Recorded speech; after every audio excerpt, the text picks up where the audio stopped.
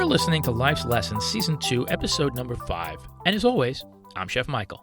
Each episode, we chop, slice, and sift our way through one of life's many lessons with that chef's insightful twist.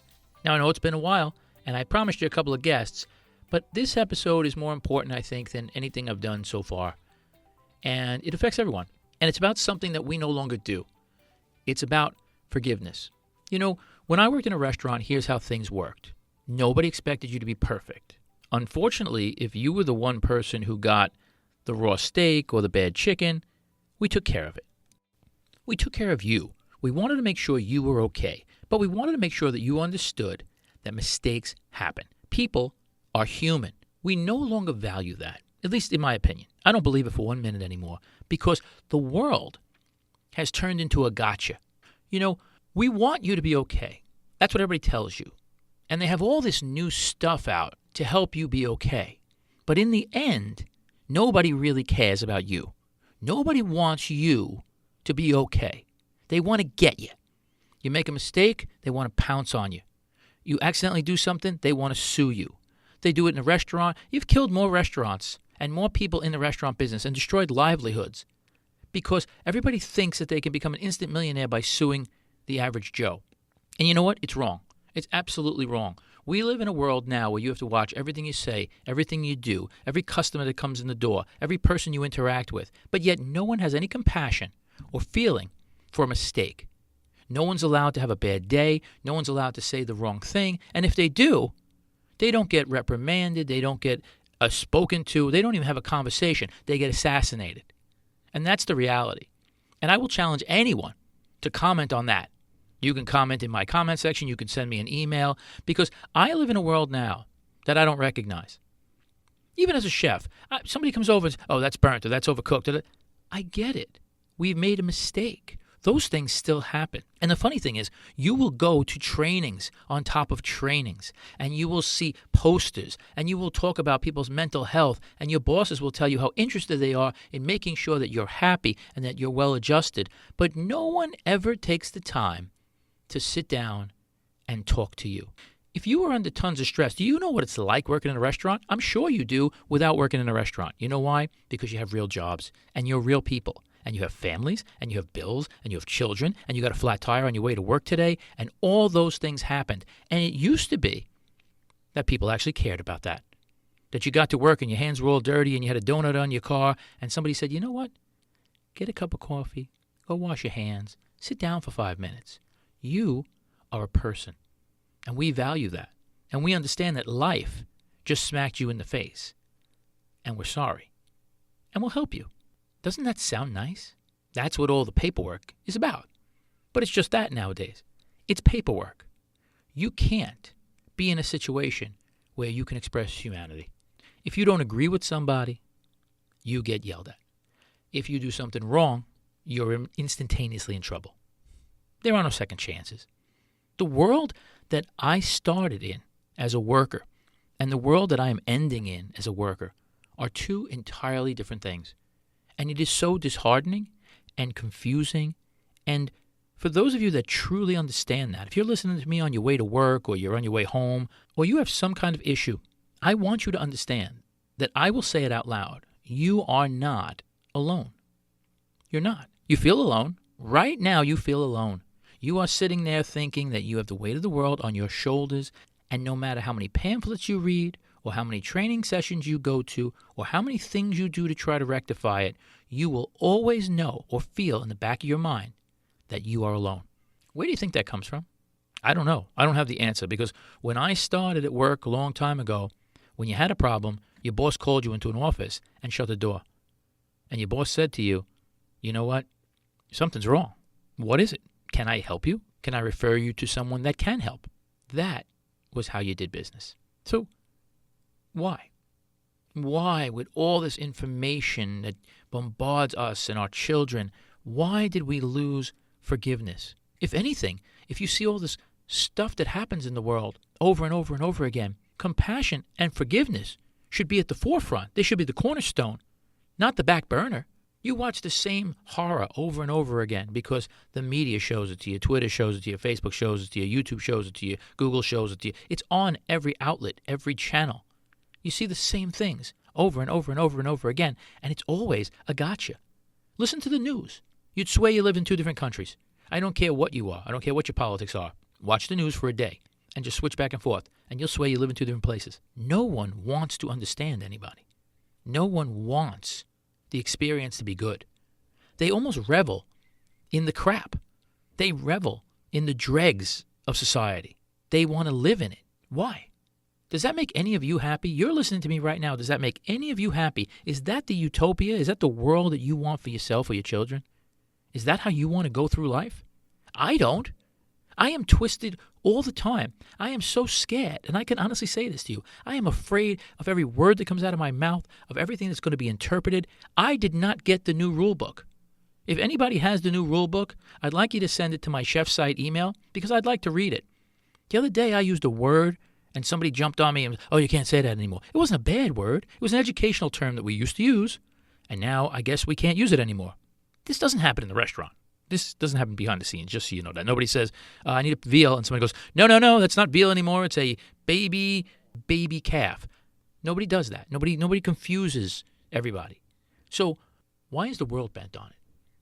And I do believe, in all honesty, that if you are not part of this, you didn't move fast enough, you didn't get the rules, then there should be a little leniency. There should be a little expectation that, hey, listen, yeah, we gave you a 10-minute training video because it was easy for us. We uploaded it, and you downloaded it, and we can check off that you saw it. But what did you learn from it? Did you sit in a circle with anybody and actually talk to them? Did you discuss your feelings as a human being, why this affects you, or how it affects you? Did you get to do that? I'm going to guess you probably didn't. And some of you don't want to be bothered with that. I'll check the box, I'll sign my name, I'll be done. But what did you learn? Or what do you learn? What do you learn from a lack of compassion? Can you imagine if you came into a restaurant, you ordered something, it was wrong. We came out of the kitchen and said, shut up and eat it, and then charged you for it and said it was your fault because you ordered wrong? You wouldn't tolerate that. And we wouldn't do that to you. What we would do is we would try to make it right. We would use every means possible. We would take your food back and we would say, listen, there's two things we can do. One, if you're really not happy with this, we can order something else. Two, if you were happy with this but something went wrong, your steak was overcooked or your chicken was burnt, whatever it was, you didn't like the vegetables, they were too mushy, we'll fix that. At the end, we'll probably buy you a drink. If it's really, really horrific, we'll take it off your bill. But we have an understanding that if you explain to us the problem, we can move forward. Well, at least we'll try. If I'm the chef, I'm going to try. I'm going to come out. I'm going to see you. I'm going to shake your hand. I'm going to ask, hey, what's going on? I tried. What did I do wrong? Well, what are you not happy with? Well, what did you do wrong? You could turn around and honestly say, I made a mistake. Do you know what happened to me about 6 months ago? Where I live, there's a peninsula. Oncoming traffic goes one way, and there's a stop sign for the other side of the road. And a woman blew through that stop sign and almost clipped the right-hand side of my car. I had the right of way, and she starts screaming through the window, I'm sorry! She wasn't apologetic. She was angry. She was angry that she did something wrong and almost hit me. I didn't yell at her. I didn't give it a finger. I didn't get upset. I was scared to death because I almost died because she came fast and she blew right through that stop sign. And all of you, you know that. Anyone who's been in a car who drives knows what it's like when you see a peninsula, all right? That's a triangle that comes right to a point, and you're at the point of the triangle, and someone else is headed for your driver's side door. But she was so angry and so arrogant. Like she was allowed to do it, and she got caught. When did that become the norm? She could have slowed that car down, rolled her window down, and said, sir, I'm terribly sorry. I didn't see the stop sign, or my foot fell off the brake, or whatever it was. And at least that little ounce of humanity would have put me in a frame of mind to say, it's okay, as long as everyone's okay. But that's not where we are. And it is so sad. And the more I reflect on it, the more I think about it. And that's the reason why I made this episode.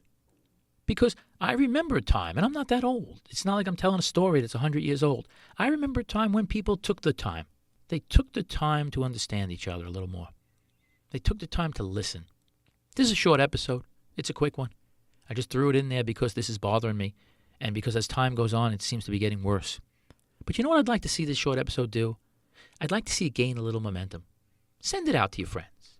Send it to somebody who needs to hear it out loud. Send it to somebody who feels they're depressed, they're angry, they're upset. They're in a situation where they feel alone. because I understand exactly how they feel. I understand exactly how the world changed and no one told us.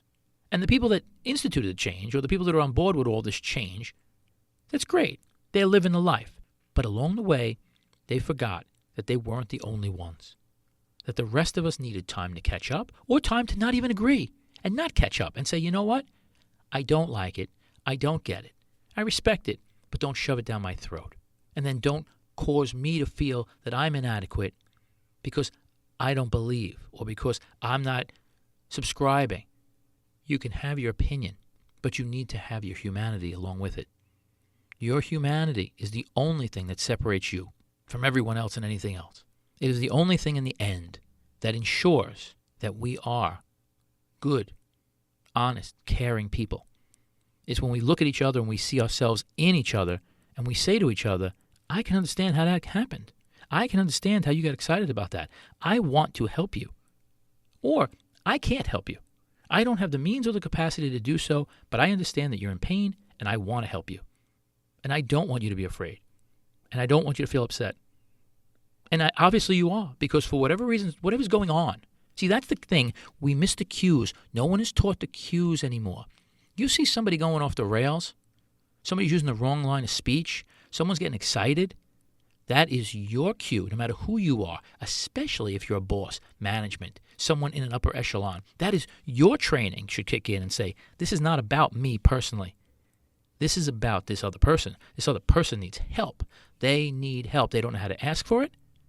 They may not articulate the words correctly, but they are definitely in distress. And then it's your job to decide what you should do to help them, not to throw them away, not to try to sue them, not to try to bring them to human resource department, not to yell at them, not to punish them, to help them. And then if they don't want the help, and then if their behavior doesn't change, then it's a lost cause. Or then you give up your end. But you don't tell the waitress, I didn't really like the spaghetti, and then the chef comes out from the back with a bowl and throws it over your head. That is not how you do it. We are beholden to each other, whether we believe it or not. Forgiveness and grace is, in the end, all we're going to have. And if you lose that, you have lost your humanity. I don't care how many TikTok followers you have, how many YouTube videos you uploaded, or how much social media presence you have. If you don't take the time to be human, to understand humanity, to forgive people, to talk to people as people, you lose, and then we lose. Folks, it's a downer, I get it. Usually my stuff is a little more uplifting. But you know what? There's a reality to this. Life isn't always uplifting. There are problems, there are issues, things happen. Well, things are happening. And if the chef is recognizing this, then the people that are way smarter than the chef should be recognizing this. And they should be doing something about it, instead of trying to leverage it for things like favor or votes. Whatever it is, you're still people. And you are beholden to each other in such a way that you can't even probably comprehend anymore, and your children have no clue about. They do not understand that. They live in a virtual world, and therefore they think they're impenetrable, and they think that they're invulnerable, and they think they can say whatever they want and do whatever they want because there's no consequences for those actions. And unfortunately, there are. So do me a favor, folks. Make this one a hit. I stopped for a couple months just to see if anybody's still listening, and they are. You know, I'm still picking up people along the way, even though there weren't new episodes. So I thought it was important to do this one, because sometimes when you're in the frame of mind where you feel like you're all alone, you need to tell everybody, because they feel the same way most of the time, and they shouldn't. Folks, if you need to get in contact with me or you want to send me an email, chefsite@gmail.com. And as always, I'm Chef Michael, and thanks for listening.